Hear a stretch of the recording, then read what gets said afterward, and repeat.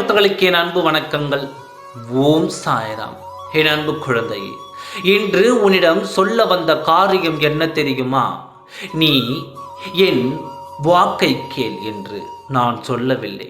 நீ என் வாக்கை கேட்டாலும் சரி, கேட்காவிட்டாலும் சரி, உன் வாழ்க்கையில் நான் என்ன செய்ய வேண்டுமோ, என் கடமை என்னவோ அதை நான் செய்து கொண்டே இருப்பேன்.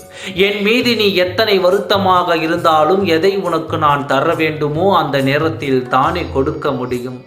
அந்த நேரம் வந்தால் உன்னிடம் நான் அனுமதி பெற்று இருக்க மாட்டேன். அந்த நேரத்தில் உனக்கு கிடைக்க வேண்டியதை உன்னிடத்தில் நான் ஒப்படைத்து கொண்டு தான் இருப்பேன். நீ என்னை திட்டினாலும், நீ என்னை வெறுத்தாலும், நீ என்னை வெறுத்து ஒதுக்கினாலும் நீ என் குழந்தை.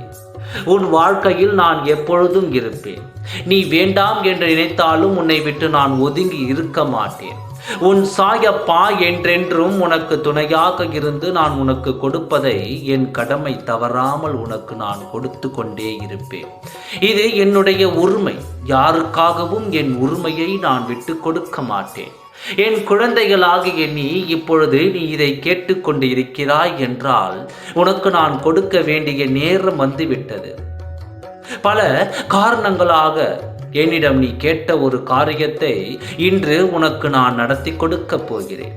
மனதில் வேதனையோடு கவலையோடு இருக்கும் உனக்கு பிறர் பேசும் பேச்சை உன் செவிகளால் கூட கேட்க முடியவில்லை என்ற வருத்தமும் உன் மனதில் நிறைந்து இருக்கிறது. இதிலிருந்து உன்னை காப்பாற்றத்தான் நான் வந்துள்ளேன்.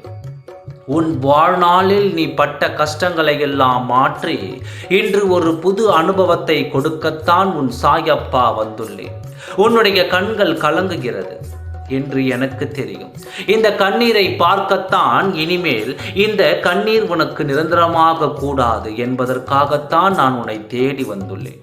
உன் வாழ்க்கை சிறப்படைய போகிறது. நீ சந்தோஷமாக வாழப் போகிறாய். எந்த வேதனையோடும் இருக்காதே. தைரியமாக இரு, நம்பிக்கையோடு இரு. நல்ல ஒரு தீர்வை உனக்காக நான் கொடுப்பேன் என்று நம்பிக்கையோடு இரு. நல்லதே நடக்கும். ஓம் சாய்ராம். நன்றி, வணக்கம்.